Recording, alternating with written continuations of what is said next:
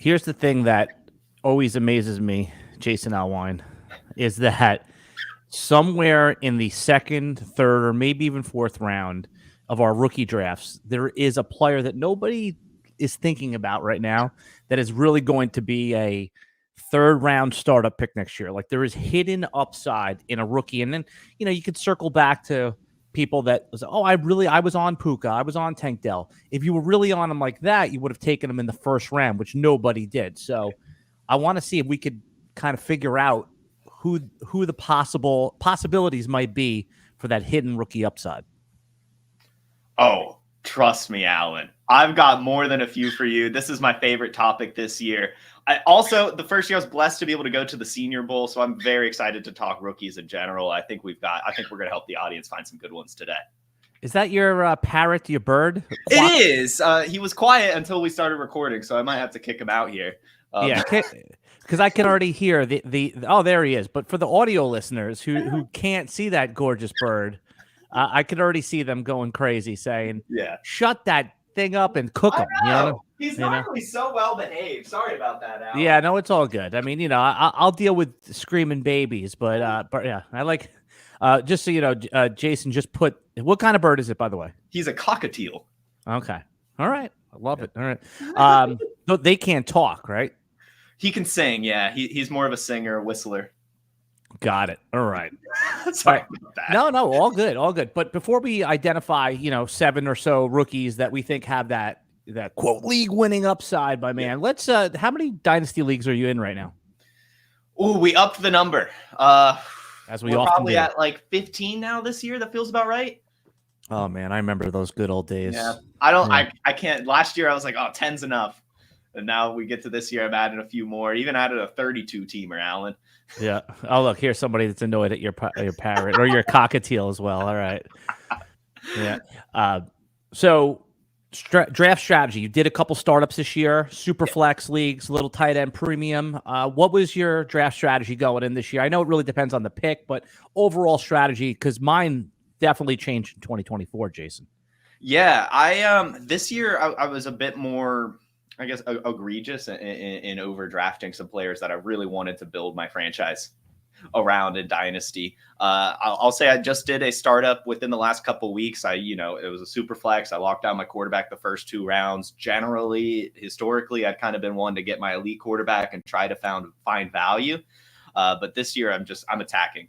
I want those players I know are going to score me those points. I don't really care about the positional needs. I'm getting my studs. Oh, you're talking about a quarterback. You want those 2 studs.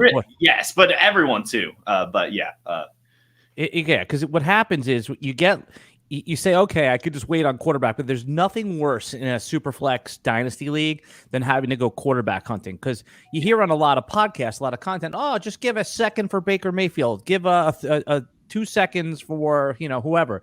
Yeah, that guy needs Matt Stafford also, right? I mean, it's very rare that the team that's losing, that's just gone all in for the tank, has Matt Stafford or, I don't even want to say Geno Smith because he's year to year, but someone like Stafford who's older, who has stability year to year. So it's really hard to find. So, yeah, I agree with you that there's a couple different ways to handle dynasty startup strategy this year, and it's attack early, right? And take your, top 8 stud, and then Trevor Lawrence, Dak Prescott in the second round, someone like that, Tua.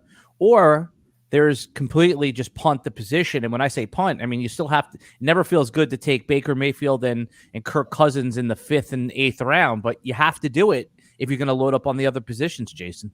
You do. It's gross, but sometimes you have to do it. Superflex is very finicky when you're building those rosters. And you even think that kind of what drove me this year to make sure I'm getting my quarterbacks a little earlier than I had is last year, I was very much like, I'm going to get CJ Stroud late. I'm going to get Jared Goff late. And then every single time, without fail, I was not able to get those quarterbacks late. And then I'm stuck with Aiden O'Connell, Jimmy Garoppolo, and it's just gross. You hate it. You hate to see it. Ugly. Yeah, that's not good at all. So are there any late round quarterbacks that you think are worthy of our attention in startups this year? Yeah, a lot of them, really. I think all of the rookie quarterbacks, surprisingly, are undervalued this year. So we probably could talk about one of them later in the show. But also some of the non-rookies, I think that we should be targeting towards the end. Gardner Minshew, I think, will very easily win that Raiders starting job and be a very valuable player for us. And even, Justin Fields could be very, very fun in Superflex leagues for that end of season push. I think he'll be scoring points in the fantasy playoffs, regardless of if he's impressed as a passer or not. He should still be scoring fantasy points when he takes that job from Russ. So right. So let's go back to the, we're going to talk about our rookies that have that league winning upside. But interestingly, I like that you've penciled Gardner Minshew in already. Like that he's the starter. I mean, my feeling was that, they paid him like that bridge money, Gardner Minshew, to start for the Raiders. But it felt like from all the training camp stuff that it's like literally a 50-50 thing. They don't have any allegiance to Gardner Minshew. Why are you confident? Or I guess, explain why you're confident that Minshew is that guy. What we saw from Aiden O'Connell last year really, really wasn't that great. Even in the game that the Raiders scored 63 points, he didn't have multiple touchdowns, right? Aiden O'Connell was fine last year. It worked okay for the Raiders, but he certainly isn't a true NFL quarterback, and that is what Gardner Minshew has displayed. He may not have a really good ceiling or anything like that, but he knows how to run an offense. He minimizes turnovers. He keeps the offense moving. I mean, the Colts were almost in the playoffs last year. With him at the helm. So I just think, especially with the old school type of mentality that the Raiders have, that Gardner Minshew is a perfect fit for what they want to do philosophically. You know what I call Gardner Minshew? He's Andy Dalton from 7 years ago. Like the guy that's constantly going to bridge. He's good enough to support an offense. Like he's not going to let the offense tank, right? Like you shouldn't, if Gardner Minshew, if you have Devontae Adams and even in your redraft or you have him in Dynasty in your win now team, I think you want Gardner Minshew because he's going to force feed that alpha similar to that he did to Michael Pittman. But let's, we're going to talk about rookies here. So, let's talk about Brock Bowers for a minute here, right? I mean, Brock Bowers, I know it's not like, you can't really call him like sneaky upside because everyone expects him to be tight end 2, tight end 1 in Dynasty fantasy football. But in the summer months, he's actually fallen down to tight end 4 in the consensus rankings in Dynasty. And does he have elite upside? I mean, in this offense with the current situation, or is he a little bit more of a flat tire versus our expectations when he was a prospect? I would say he has no upside as a rookie. I hate to say it. As a rookie, I do not see the upside case at all. Not with Devontae Adams still there. Jacoby Myers gets a ton of targets. Michael Mayer was fine last year. I like Brock Bowers. He has the athleticism, obviously, but at his current price tag, you need him to hit. And what do we say every single year? Tight ends take time to develop. Tight ends don't normally break out as a rookie. I think we got spoiled last year. We got spoiled by Kyle Pitts. It doesn't happen all the time. And Brock Bowers did not get the right landing spot for it. He really, really didn't. I'm sure he'll be fine. I'm sure he'll get those 500, 600 yards, but it's already not that great of an offense, more than likely. And it's already a super crowded room with alphas, literal alphas. Like Devontae Adams is who he has to beat out for targets. And that's just an impossible feat for a rookie. I like this take right here, Jason, because and then Jacoby Myers, by the way, I call him an alpha beta, right? Like of this wide receiver 2s, he's the man, he's a target demander, right? He's an 8 for 80 any given week waiting to happen. And this could be, the situation. I know, listen, Dalton Kincaid had a nice season for Buffalo, rookie season, but, Dawson Knox was in the way a little bit, right? That Michael Mayer can be a little bit more than in the way. He's a high pedigree second-year player as well. And even if the outcome ends up being something like TJ Hawkinson, how many years did we have to wait for that similar that we might have? I think we just got a little spoiled last year because Kincaid and Sam Laporta are now top 3 tight ends and they, from their rookie season, Jason. Right. And even like Kincaid, like you said, he struggled with Dawson Knox. And Kincaid had no ceiling games even without Dawson Knox. He had no 20-point games last year. Absolutely zero. And only one game with double-digit targets. Wow.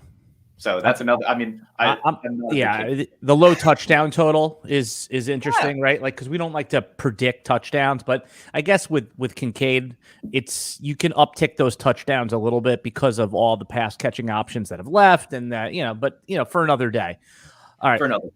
Yeah, another player that I wanted to talk about, maybe possible hidden upside, and again, it's not that everybody doesn't know about A.D. Mitchell, right, on the Colts, but I mean, he's not a player you're pumped to take in your rookie draft. You're like, all right, he's the best player on the board at the end of the second round.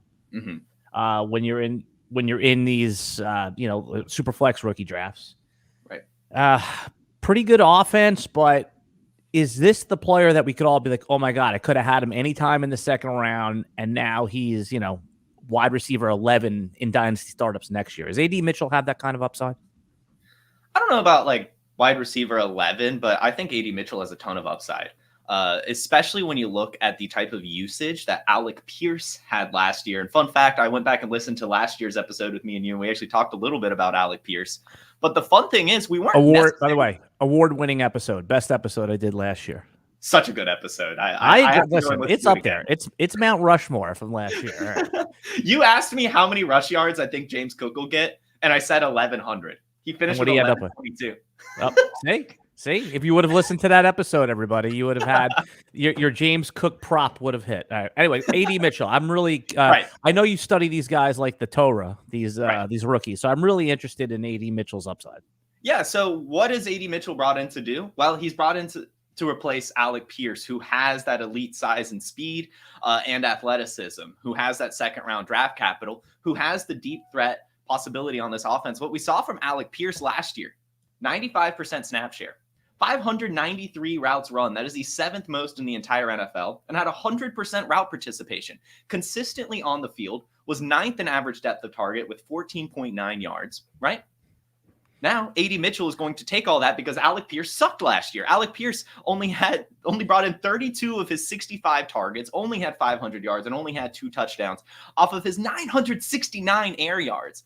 AD Mitchell has a 1,000-yard ceiling this season, and with Anthony Richardson's incredible arm, I would honestly be surprised if we don't see him at least have some spike weeks and be one of those really good wide receivers for underdog rosters. Why did they choose to replace Pierce a year after getting him? I mean, he was a second-round high pedigree pick. Was he just not the guy, or is this just like, hey, you can never have too much depth? AD Mitchell's a first-round talent that fell to the second round. Who cares that we already have someone at that position? It's just 2 years now of not being that good, unfortunately. I mean, and it's not like he's been bad, right? 2 seasons of over 500 yards, 2 seasons with a couple touchdowns, but lots of drops, struggling to find any separation. I mean, if you look at it right now, he was 124th in route win rate, according to Player Profiler, only winning 35% of his routes. So it's just, he really, as athletic as he was, as good as he was at Cincinnati, I mean, he was an alpha there. It didn't translate to the NFL. They're ready to move on. Okay, so when you talk about route win rate, I want to ask you what that means. So how do they measure that? I'm like, what does that mean? So basically, Player Profiler has a team of game charters, and to win a route, basically you've got to just kind of get open, whether it be a few yards of separation, a corner's falling down or whatever. But it's when you've won your route, whether it be by a catch or just literally gaining some sort of separation. Okay, and that just shows that, hey, this is going to be it's not just targets; it's like viable targets, right? Like this guy can. Okay, that makes sense to me. And then, how heavy do you use that metric? I guess it's not. It's more descriptive than it is predictive. I guess it could be predictive as well, like because it's like any metrics, right? You've got to figure out how it tells the story that you want to tell. In this case, we can say, hey, Alec Pierce ran the 7th most routes in the NFL last year, but he only won a third of those routes. Like, he was consistently locked down. So that shows that there's a ton of volume for whoever is this deep threat on the Colts. And all they have to do is win these routes, and they'll probably be viable. And AD Mitchell did that at Texas. It was more of a health thing than anything. Who's somebody in the second or third round of these rookie drafts that I'm just, I always like to see where you're at, because I have the guys I've been taking, and then you try to vary the portfolio. If you've been taking too much of this guy, I'm in 40 leagues. So is there anybody in like that second, third, or, who's somebody that might actually have like, damn, I didn't take him, elite upside? Jaylen Wright. That is the pick for me in the second round, especially from targeting a running back. Running back on the Miami Dolphins, taken in the 4th round, but Miami paid a 3rd rounder next year to get that pick. So I'm calling him a 3rd round pick. So am I. They wanted him bad, and it's easy to see why. The Miami Dolphins backfield, especially last year, but over the last 2 seasons with Raheem Mostert and just Mike McDaniel being there in general, it has just been incredible. And we're seeing the fantasy community somehow always wrong in this backfield. 2 years ago, we have to get Chase Edmonds and fade Raheem Mostert. Last year, oh my God, we had to draft Jeff Wilson over Raheem Mostert this year, everyone's like, oh, I'll get Raheem Mostert in these middle rounds. Oh, I'll take Devon Achane in the second round. What if we're just wrong again? Because last year, the only thing that people were fading Devon Achane for was the fact that they didn't know that he would be healthy. I was against that. I took a ton of Devon Achane last season, and it worked out for me. But he still had injuries. He had 3 different injuries last year. He had a shoulder sprain. He had a knee sprain. He had toe soreness and bruised ribs towards the end of the season as well, right? And he only had a 40% opportunity share on the Miami Dolphins last year. So it really didn't work out, at least in terms of a volume and staying healthy concern. Raheem Mostert's 32 years old. Yeah, he's over his career struggled to stay healthy. Of course, in Miami he has, but at some point something's going to give. But then even then, Raheem Mostert, despite being so successful last year, only had a 53% opportunity share. So there really is a ton of room for another running back in the backfield, especially when we're hearing reports that Devon Achane is actually working in the slot right now at Miami Dolphins camps. Jaylen Wright is 5'11", so he has the height. Jaylen Wright is 210 pounds. This is like Alvin Kamara size, basically. Essentially, yeah. And that's like a really, really good comp for him because he's incredibly explosive at his size and speed. 4.38 40-yard dash, had over 1,000 rush yards in the SEC last year, has receptions as well, went to Tennessee where Alvin Kamara went. I think that the Miami Dolphins clearly want to use a cycle of backfields. Even last year, right? Raheem Mostert, Devon Achane, and Salvin Ahmed was being used. Yeah. So Jaylen Wright is going to get at least like 15% opportunities. And then if any injuries happen, which they probably will, as we saw last year, both Raheem Mostert and Devon Achane were injured at different points. He'll be a massive, massive producer with his athleticism on this offense. Yeah, listening to you talk about this stuff and having a conversation with you, it really does make me miss that we've only gone one podcast or so in a year, on the RotoWire podcast feed. I really do enjoy, and I really respect your depth of knowledge on this stuff. And it really is, not all content has to be actionable, but I do like, your takes on this do help form my action plan for my upcoming rookie draft. So I know the listeners enjoyed you too. When you were on last year, I mean, the comments from internally and stuff, people were requesting you back. I had to fight them off. So you have fans, Jason Allwine. I appreciate that. I really love the praise. Seriously. Yeah. Stop. I'm a better person. Stop. Stop. I love it. Right. Yeah. Oh, you. Yeah. Stop. Let me hear more. No, I do appreciate what the hard work you put in there. So I just want to stick with the Miami backfield for a second here, Jason, is that you're right. Like the Miami, they have these super backs, right, in the system. Mostert with his 20+ touchdowns, right? And then Achane when he had 50 points in a fantasy game. I mean, if he's hurt 4 weeks at a clip, you almost don't care. When he's there, you start him. And I think that's what happened with Mike McDaniel and the Dolphins. They were like, man, when both of our secret weapons get hurt, we need one more, right? Yeah. We need one more if we're going to make a run at the Bills. If we're going to make a run at the Jets for the division here. I snuck that in, the Jets as a Jet. So it's when you take Jalen Wright in the second round, I've seen him fall to the third round sometimes. It's not that you're thinking you have like an RB2 with upside or something like that. It's like, you know what? I may not get to deploy him till week 9, but when he has a clarified start, man, when I'm 5-3 and I really need a win, I'm 4-4 and I need a win, you're going to feel good rolling him out there. And, if he has 12 carries, 100 yards and a touchdown, man, is that going to pay off? And if you're a cash out guy, Jason, that's when you'll be able to get the first round pick if you want to liquidate. Yeah, definitely. I think that easily. I mean, and even think about it this way, Raheem Mostert's contract ends at the end of this year too. So this is also a 2025 play for our dynasty managers. You have the RB2 potentially, maybe takes that starting role from Devon Achane, as he does have a little bit more of that, first and second down build, being over 200 pounds. Yeah, I mean, and who else are you really taking in that section of the draft? I mean, you're looking at a lower upside Roman Wilson type. I mean, you're taking a swing at Jermaine Burton, which is a nice swing, but man, does he have a lot to overcome? And he's a receiver that was drafted with lower pedigree when you compare to the third round running back is basically a second round running back, right? I mean, you like how we just took him from the fourth round to the second round? You said that Jaylen Wright was drafted in the fourth, but it was traded a third round pick, so he's really a third. And now we're saying a third round running back is really like a second round receiver. So yeah. And now we're saying you can cash out for a first round pick. I'm just looking around like the ADP. All right, Marshawn Lloyd of the Green Bay Packers That's a real decision that fantasy managers have to take. What's the story with Marshawn Lloyd? Does he have that league winning upside? Yes. However, so Marshawn Lloyd's an interesting one. So I actually had the pleasure of going to this year's Senior Bowl, and Marshawn Lloyd was clearing away the best running back there. Honestly, not even close. From day one, he was turning heads on the broadcast from the people that were there. Super, super elusive running back. We saw it at USC. He averaged 17 yards a catch.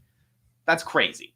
So he has some explosiveness. The only thing I'm a little bit worried about with him is he doesn't necessarily have full bell cow frame, which is obviously not going to be an issue as a rookie. Josh Jacobs is there, but Josh Jacobs' contract is technically only a 1-year contract, kind of how it's built out. It could turn into 2, but I think more than likely it's probably just going to end up being this 1-year rental. And they're going to look to Marshawn Lloyd to be a lead back, but I don't know if he actually could do that. He's 5'9", 220 pounds, which the weight seems really good, but his lower body is a little smaller from what I remember looking at him, and that does kind of matter how big your calves are.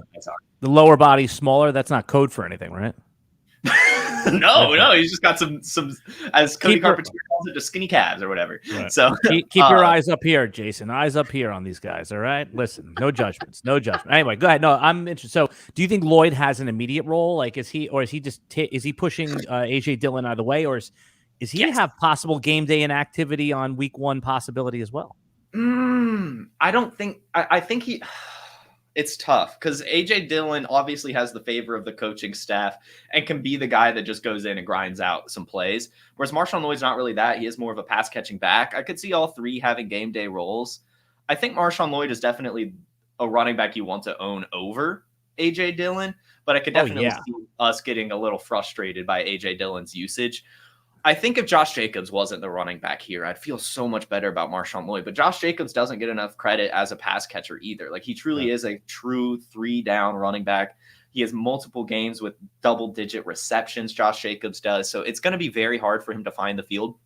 I think when he does, though, he'll be very electric. It's a very, very good Packers offense. He is elusive like we saw in college. He can run. He can catch. So, I think he'll be really good, but I am taking Jalen Wright over him. Yeah. Now, sticking with this Packers running back thing for a second, it's going to be very interesting to watch. There's some hard takes out there about Josh Jacobs in the Green Bay running backs. It's like either you think Jacobs could be the bell cow, which he's been before and he's been successful at it, or there's some guys over at RotoWire that'll say, hey, the Green Bay system is a multi-back system. Even, when the Jamal Williams and Aaron Jones days, they were never full-time players. It'll be very interesting to see how it goes. I would Josh Jacobs ADP 3rd round and redraft is a little dicey, right? Maybe even 4th round. Yeah. But he's a good player who's done it before, and that's usually the best metric of how they're going to do. Who's somebody else that in the 3rd round that we could be kicking ourselves, or late 2nd, early 3rd round, maybe even a little bit later in our dynasty rookie drafts that we're going to be kicking ourselves that we didn't take them because of their elite rookie upside? Can I go deeper than that? Deeper as you want, baby. This is a guy available on probably everyone listening's waiver wire, and he should not be. Just say the name. Who's the name? Ryan Flournoy, 6th-round rookie wide receiver from the Dallas Cowboys. This is a guy I've been heavily beating the drum for all offseason, starting with my going to the Senior Bowl. This is a guy who stood out immediately to me. In fact, I wrongly took a picture of him when I first arrived, thinking it would be Xavier Legette just based on the frame. And then it was actually Ryan Flournoy. Which is very interesting. That kind of just shows that he has kind of this build that kind of just draws your eyes to him.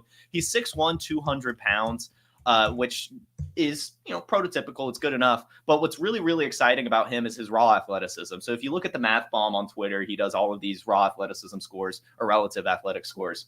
And he got a 9.89, which going back to 1987 is the 38th most athletic wide receiver that he's ever charted.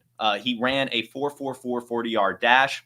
He has a 93rd percentile burst. And at his size, he has the 87th percentile catch radius. And what I like most about him is how hard of a worker he is. It's very difficult to, without a doubt, say that someone's a hard worker if you've never truly met them or anything like that. And they made it to the NFL, so they have some work ethic, right? Or actually, that's not 100% true. Not 100%. A lot of time, right? Because in high school they were a better athlete than everybody. In college, You know, it could have been the same thing. He didn't have to, but once you get to the pros, work ethic will show. That's it. So I want to, you know, I made the point and now I'm walking it back. But the beauty is that was never the case for Ryan Flournoy. He was a 0-star recruit coming out of high school, went D2 during the COVID years, tore his ACL, and actually had to go the JUCO route where he tore his ACL again. Wow. And same knee? Different, I think. Wow. So two knees. Is this why he was a 6th-round pick? Probably, maybe. But the beauty is he recovered, led his JUCO team in receiving, was able to transfer to a D1 school at Southeast Missouri State. He got all conference honors, led them in receiving back-to-back seasons. He gets that Senior Bowl invite really, really late. He goes, he stands out at the Senior Bowl, does so well at the Senior Bowl, he gets a late combine invite, then stands out at the combine. Like I mentioned, the crazy, crazy athleticism scores.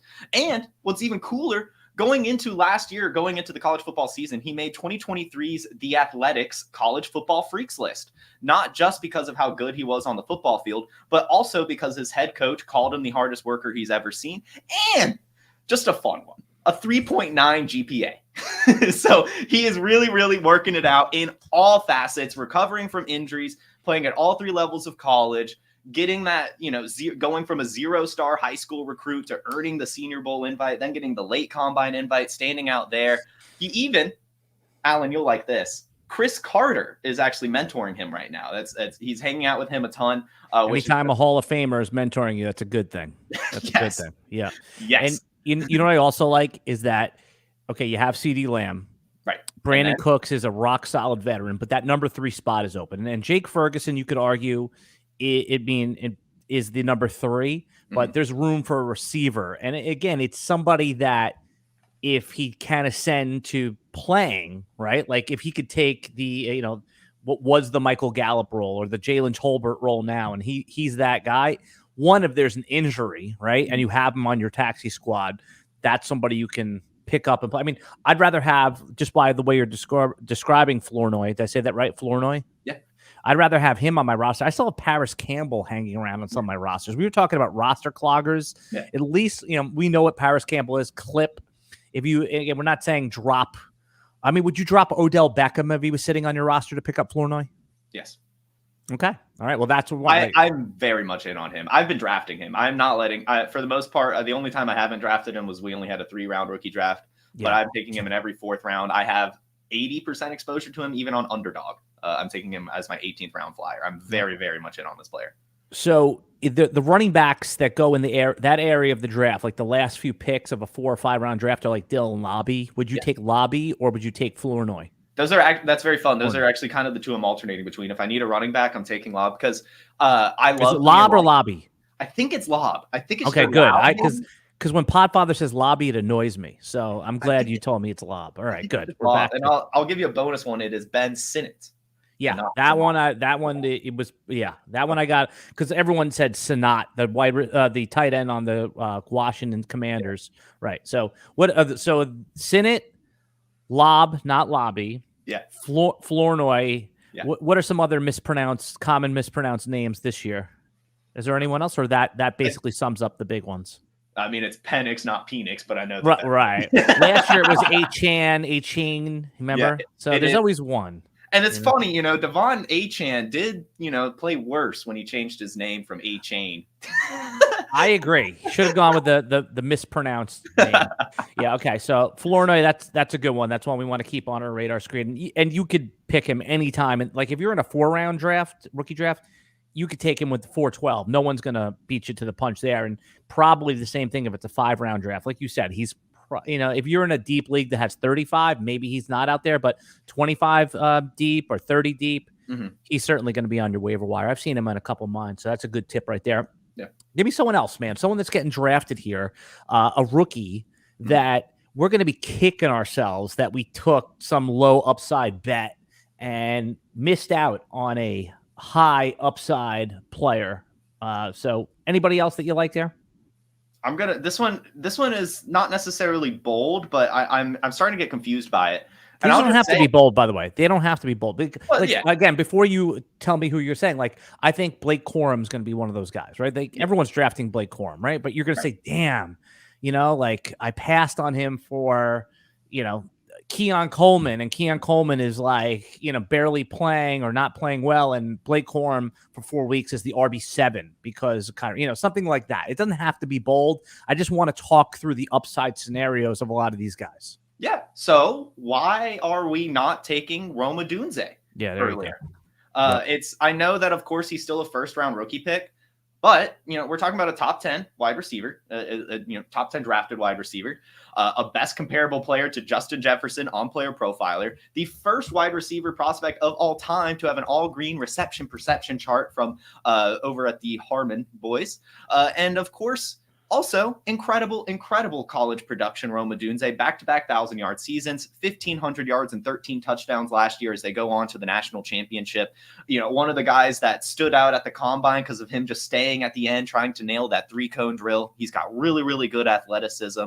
And I think the only reason we're fading him is because it's a quote-unquote crowded receiver room. Well, let me ask you this, Jason. Let's talk some practical draft strategy here, okay? We're in a rookie superflex draft. I think we can all agree that Marvin Harrison and Caleb Williams should be the 1 and 2. Yes. Okay. Jaden Daniels in a superflex league, him and Malik Neighbors should be the 3 and the 4. Or no? You could say no. Should be 3. Who should be? Jaden Daniels should be 3. Okay, so now we're at 4. Malik Neighbors or Rome Odunze. You're saying, why is it like chalk that everyone's taking Neighbors when, hey, a month into the season, 6 weeks into the season, you're going to be like, man, I should have taken Rome Odunze. That's your point. Yes. There it is. Okay. So that is bold, by the way, because I've been in 26 drafts so far. 0 people have taken Rome Odunze over Malik Neighbors. Yeah, and I don't get it. I really don't get it, because I think if our rookie drafts happened before the draft and we knew these landing spots, right, I still think that we still would have been taking Odunze before Neighbors. But something kind of happened. I don't know what it is. I really don't. But something like a switch went off in people's heads where they just started fading Rome Odunze. But everything is still the same. And my favorite thing is not even a football thing. It's just a friendship thing. Quarterbacks and wide receivers, when they like each other off the field, they love each other on the field. We see it time and time again. Rome Odunze and Caleb Williams being brought in together on the same draft class, I really think is going to mean a ton. They're probably, we heard the stories last year of Josh Downs and Anthony Richardson playing catch in the hotel parking lots. I'm sure they were doing a lot of the same stuff. That you see them doing the like bear claw symbol together, doing the little secret handshakes. They're going to be really good friends off the field. They're going to end up, it's going to lead to targets. And if you want a football reasoning, why not talk about the new offensive coordinator, Shane Waldron, coming in from Seattle? A lot of people were like, oh, Jackson Smith and Jigba with this offensive coordinator last year. Let's explain this, because this has come up a couple times in the RotoWire podcast, and we always get, what are they talking about? So Shane Waldron, who was the offensive coordinator, I'm just going to explain it. I know you know this. I'm just explaining it. So was the offensive coordinator in Seattle last year. Last year, Seattle takes the number 1 wide receiver off the board in JSN. JSN has to contend with 2 veterans that are good at football, DK Metcalf and, of course, Tyler Lockett. So, and JSN, by all accounts, was the 3rd guy. He really didn't have a great season. So the comparison that you're making smartly, I like this. Waldron now is over with the Bears, and they have a top 10 rookie, right? I know JSN wasn't top 10, but, a highly touted rookie behind Keenan Allen and DJ Moore. Why wouldn't Waldron just make his rookie the 3rd wide receiver? There we are. Because Rome Odunze is not the receiver JSN is. JSN's a great receiver, but he is more of a slot guy. Rome Odunze plays outside. Rome Odunze can play everywhere. And where does Keenan Allen play? He plays in the slot. What did Keenan Allen get? A 1-year contract. What does Keenan Allen have? Old injury history, right? I think when I'm looking at this and fully expect the Bears to throw Rome Odunze into, maybe pencil him in as a wide receiver 3, on the depth chart. But he's going to be the one out wide alongside DJ Moore with Keenan Allen on the inside. And I think that especially towards the end of the season, it's just going to get better and better and better and better. If an injury happens, then it's going to be even better. But I don't think it matters. I really don't think that this is an injury play here. I really think that the Bears took Rome Odunze to be Caleb Williams' number 1 target for their career. DJ Moore only has 2 more seasons left on his contract. Keenan Allen's only a 1-year deal. I mean, especially Yeah, DJ Moore to me profiles is like for a real NFL team. I know he's like a 1 and he was the first wide receiver in his draft class, but he seems like he would be like an elite number 2 on his team, right? Whereas Rome Odunze is like the true alpha. And if you remember back to the year CeeDee Lamb was drafted to the Dallas Cowboys, there was some apprehension to take him ahead of Jerry Jeudy or, whoever else was in, those guys, because Amari Cooper was in the peak of his powers. Michael Gallup was an ascending guy. And it wasn't that you didn't think CD was going to be the guy, but you're like, hey, he's starting off at the number 3. I think there's a lot of parallels there. And not, with that situation where how the market perception was of CeeDee Lamb versus where we are with Rome Odunze as well. Yeah. And I think we're going to sorely regret it. I really do. Okay. I love that one. All right, let's take a short break, Jason. And when we come back, we have a bunch of other rookies to discuss that have that serious upside we might regret not drafting in our Dynasty rookie Superflex drafts. We'll be right back. And we are back with the RotoWire Dynasty Fantasy Football Podcast. Alan Seslowsky with my buddy Jason Allwine. Is it Allwine or Allwine? Allwine. Yeah, Allwine. Player profiler. You follow him as I do at, give me the Twitter handle. At JFootballWine. Right, there you go, which I have linked in the video description below. Just a couple of housekeeping notes here. Redraft season's also getting underway, so if you want to go check out RotoWire, we're going to give our 2 days of premium away for free. Just go to rotowire.com/pod, rotowire.com/pod, put in your email, get all the rankings, get everything, take a peek with our new tools. We have a new Pick'em tool. We have a new draft simulator, whole bunch of different things. You can see that for free for 2 days. And we also have a couple sponsors for the podcast. PrizePicks, everybody knows PrizePicks, best pick'em app out there right now. And our code for the deposit match is RotoPod, ROTOPOD, RotoPod. Deposit up to $100, double the match. And then Fantrax also sponsoring the podcast today. I only have one league on Fantrax, but I have to say, Fantrax, man, they are very underrated as far as like for Dynasty football, for redraft. I'm going to start adding a couple more redraft leagues and maybe 1 or 2 dynasties on Fantrax because it is. We have a code right now. It's I probably should know the code, right? I probably should know the code. It would say. Here it is right here. I'm gonna read you the read. This is terrible. I should have had this off the top of my head right here, right? Fantrax is running a special promotion you don't want to miss. Sign up for free at fantrax.com/RotoWire. Okay, fantrax.com/RotoWire today. Enter your chance to win tickets to any regular season NFL game for you and your entire league. That's pretty good. Plus $6,000 in spending cash. That's right. Tickets for an entire league. Simply create a new league and bring over your existing leagues for more chances to win. Fantrax.com/RotoWire. Oh my God. Okay, this is a new sponsor. I didn't realize it was this much of a so you can go over, sign up Fantrax. They're giving you the incentive, man. You're about. Although some of my leagues, Jason, I'm not sure I would even want to go to a game with these bastards. Yeah. Not with the trade offers I'm getting. Right. We're talking about rookies with upside, man. Who's somebody that we're probably going to regret drafting, similar to passing on Puka and Tank Dell last year. Yeah. Can I go with some teammates, bundle them together? I mean, would I ever tell you no? No. Who's it going to be? It's new Denver Broncos, Troy Franklin and Bo Nix. I think that both of their values are very interesting right now. And I mean, they were teammates last year and they're teammates again. And like I talk about with Rome Odunze and Caleb Williams, their friendship off the field probably leading to targets. I'm assuming that Troy Franklin and Bo Nix, given that they already have a repertoire together, is going to lead to a ton of targets in the NFL as well. And Jason, when have we ever seen a quarterback that's drafted within the top half of the first round go this late? I mean, Kenny Pickett, his year was, 20. This is pick 12, and he's going sometimes the 202 in super flex leagues.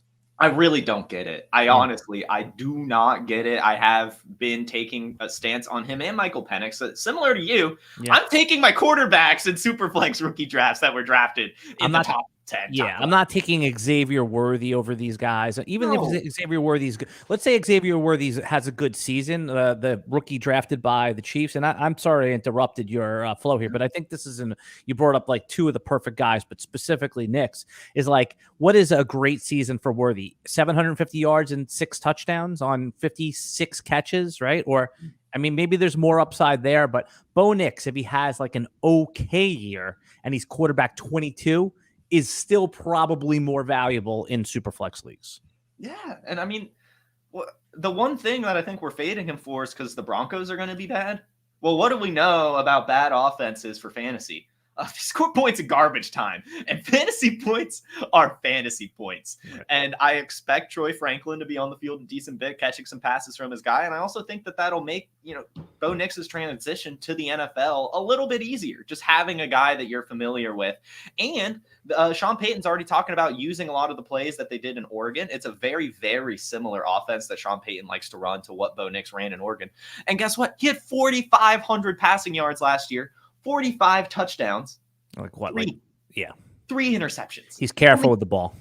Yes. Yeah. And so I mean, I think even if he's, I really don't expect Bo Nix to bust. I mean, I really think that Russell Wilson is just totally washed.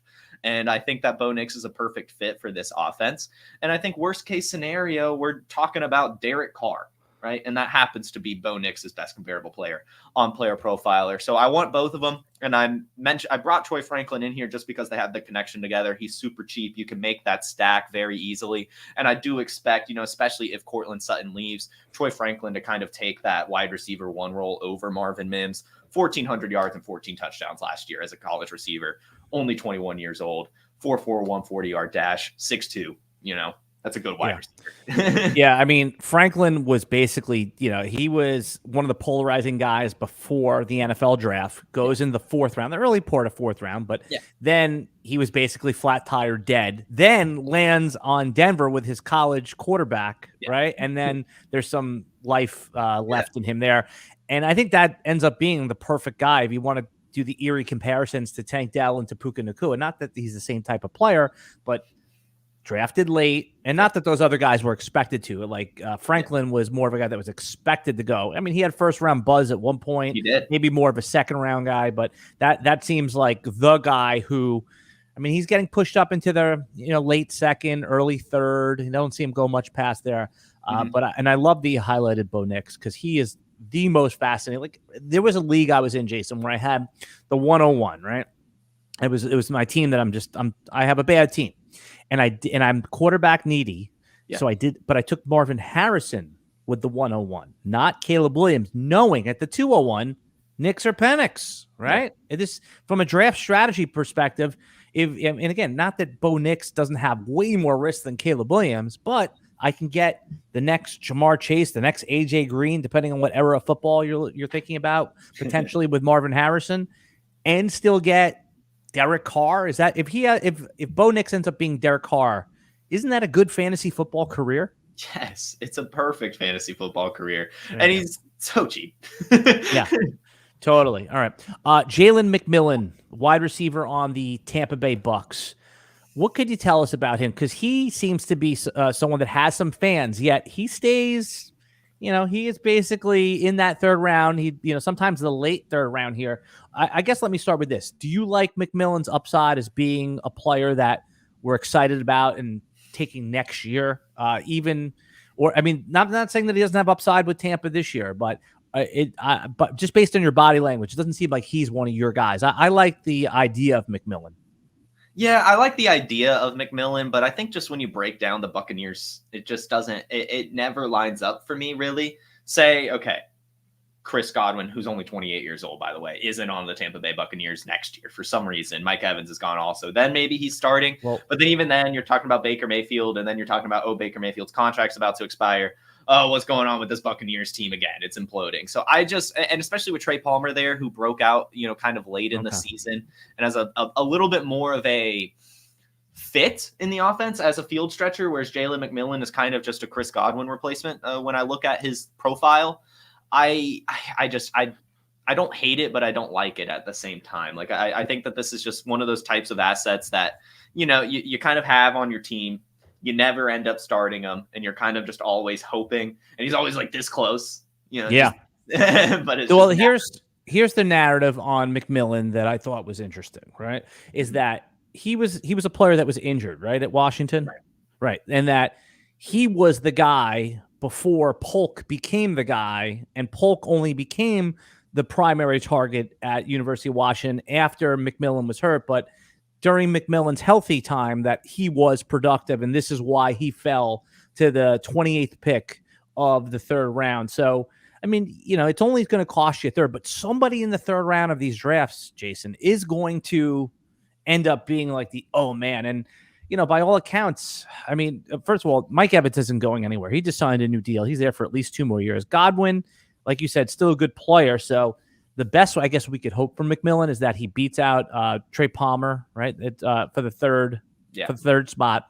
And then in an injury week or has like an 8 for 80, and then maybe you cash out. But man, I'm just trying to figure out though, because there is going to be a player that in week 1 goes nuts, and that we're all in fantasy social media going to fight over. Should we cash out for a second?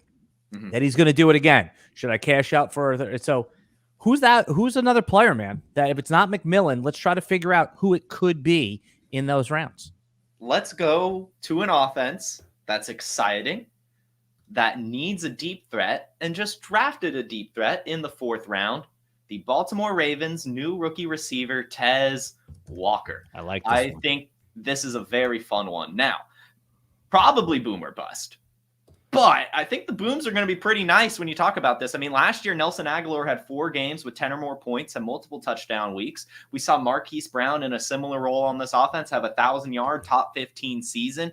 Now, that was when Marquise Brown was, the wide receiver 1, so I'm not necessarily expecting that. But I mean, this is a guy who's like wide receiver 70-something in Dynasty and even lower in redraft. You can get him anytime in the 4th round, more or less. Anytime. But, 6'2", 190 pounds, prototypical size, 4.36 40-yard dash, had a 900-yard season at North Carolina, would have had the same last year if he didn't get injured, was the deep threat there. Great connection with Drake May.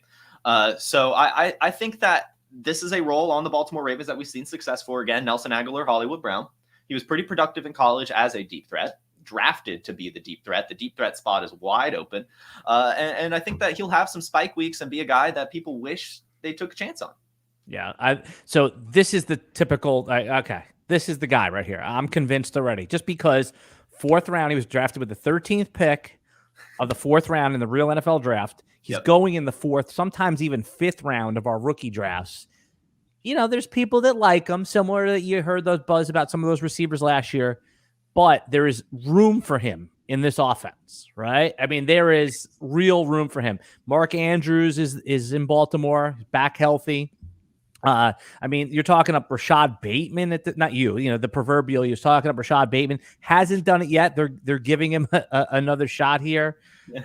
Man, it's how many times are we gonna do that? yeah. So there's room for a second threat right here. And as Lamar starts to age more and more, you have to think. I mean, all of these guys start passing the ball more, right? I mean, it happens every single year. All right, as we're winding down right here, this is the one though. This is the one that I'm when it happens, I'll clip this for you. I'll send it out. We'll do our victory lap. Nobody will care. I mean, that's just basically what happened. But this is the one. All right, give me one more player that could end up being the guy that we're all kicking ourselves that we didn't draft, and then we'll talk a little before we wrap up, Jason. Okay? Yeah, Kimani Vidal from Los Angeles. True bell cow potential here. Gus Edwards is fine. J.K. Dobbins is injury prone, unfortunately. Kimani Vidal comes in and is going to be the future or the next Maurice Jones-Drew. Whoa. Strong words. Right, my favorite running back of all time, the pinball himself. Kimani Vidal, same exact frame, 5'8", 213 pounds, 32.4 BMI, which puts him in the 91st percentile for size, which is just impressive. And when I saw him at the Senior Bowl, we talk about lower body and looking below a man's belt. This guy's thighs. I'm talking like. Yep. By the way, just before we continue with Kimani Vidal, people were yelling at me that I didn't mention Zay Flowers. We're talking about the Ravens passing game. I think we've conceded Zay Flowers is the number 1. That's why when we were talking about Tez Walker, because it's so funny. Like, I promise not to get distracted by the comments so I can talk to my guests, but how come you don't mention Zay Flowers?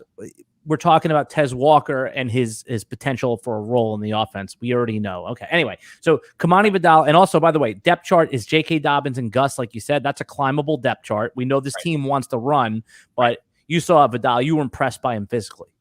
Yes, physically, he has a great frame and literally led all rookies and the entire college football last year in rush yards. Had 1,600 rush yards last year, 15 touchdowns, and also some 200 receiving yards, so he can do it both. He has a 4.46 40-yard dash at his size, and he gets that best comparable player of Isaiah Pacheco, which is someone who was also drafted late with size and speed on a really good AFC West offense. So I think that, you combine the Greg Roman, Jim Harbaugh scheme, you get the good landing spot. And I actually see a comment here. Somebody talks about the how'd they word this? It was something about just the bloodlines, legacy players. Why is Vidal a legacy player? He is Hank Aaron's nephew. Okay. All right. Hank Aaron. Hey, the blood runs pure. I think that this guy's going to be awesome. I'm very, very much in on this player, especially towards the end of the season. Yeah, Vidal was going in the third round of our rookie dynasty drafts. Now he's routinely pinballing back and forth between late second. Would you take him over Jaylen Wright? That has been the toughest decision. So I'm right now Jonathan Brooks, Trey Benson, and then I'm deciding between Jaylen Wright. I actually have Blake Corum behind both of these guys personally. Okay. So you wouldn't take Corum, even though the third round draft capital, perfect. I mean, if he gets a clarified start, he's a top 10 running back in redraft, right? In a single week. So, but you still the other guys ahead of him. I see more upside for Vidal or Wright, really, to be completely honest. It's all right. I think I'll take Wright over Vidal. I think right now. But it's close. The same tier, right? Yeah. I probably should take Vidal. Yeah. No, these are all great. These are all great picks. Let us know in the comments also if you watched the video this far, some of your upside rookies, players that we're probably going to regret not drafting, or even if you have like 15 leagues, 10 leagues, 8 leagues, 40-something leagues like myself, that you have a little bit of everybody, but there's times where you're going to be like, oh my God. Like I look back at my drafts from last year, Jason, and I'm like, how many times did I pass on Puka Nacua for some scrub that I'm pretty much for like a Cedric Tillman or whoever, like, damn, or whatever, Yeah. Is Tillman was Tillman drafted? I'm trying to think. Was Tillman drafted last year? Is he going into his second year? Yeah. So that happened. I was taking Cedric Tillman over Puka Nacua. Well, hey, he was high school teammates with Dorian Thompson-Robinson. He was flashing at camp. That's gonna happen again, man. I'm telling you, one of these guys that we mentioned today. I'm just looking down the list too. Of these players. How about Luke? I mean, lightning round. Luke McCaffrey. I had Thor Nystrom on this podcast, and he was like, oh my, he was very high on Luke McCaffrey. Does he have a chance to be that guy? Yes, he does. One thing that we're hearing right now is that actually him and Jaden Daniels are like really building rapport together. Him and Luke McCaffrey during rookie OTAs and voluntary minicamps actually showed up at 5 a.m. every single day, hours before practice started, to study film, get some extra reps together. The beautiful thing about Luke McCaffrey is he's a former quarterback, so he knows what quarterbacks are looking for in their routes. He's going to be able to find those soft spots and zones. He's going to be able to get himself open. He's going to know the timing of his quarterback. And so he is an unpolished wide receiver. He's new to the position, but he has all the tools. He has the work ethic. He has the McCaffrey bloodline, and he's already building a really strong connection with his rookie quarterback. And it's a air raid offense with Cliff Kingsbury there. So, I mean, I think he'll definitely earn himself a pretty decent role. I still think he's more of a taxi squad candidate, but it's a taxi squad candidate I very, very much want. Yeah, I mean, Puka Nacua and Tank Dell were taxi squad candidates, right? Again, the reason I'm using them is because even if you liked those two guys, Puka and Tank last year, nobody took them in the first round. Nobody took them in the second. You were like, oh my God, I cannot believe that I got them in the third and fourth round of my rookie draft. So all of these guys, I mean, we talked a little Rome, we talked Brock Bowers and, some interesting things at the top of our drafts, but Luke McCaffrey, I mean, when Thor came on, he mentioned similar to what you just pointed out here too about the college quarterback thing. I like that you said that he'll know what a quarterback wants, and also the piece that he pointed out that I want to underline for anyone who missed that podcast was that the style of, he called them lollipop balls, like these loopers that Jaden Daniels throw. That is a great spot for Luke McCaffrey, who can run under a ball and obviously catch it there. It pairs up nicely. So Luke McCaffrey. And again, let's just do lightning round here. There was some early, there was some like spring buzz on Malik Washington. That's quiet a little bit. The wide receiver on Miami. Any interest in him? Yeah, I would be expecting him to beat out Odell Beckham at some point during the year. This is the guy, I believe he led college football in receptions last year. A very prolific catcher of the ball. So all right, couple more lightning round guys. Brendan Rice. Remember, I defended you at Brendan right when you fought with Matty Kiwoom on the player profile, the draft coverage. I thought, by the way, your fight with Matty about if Brendan Rice is draftable in rookie drafts was probably the most compelling part of that stream, and that was a very compelling stream. It was 3 days worth.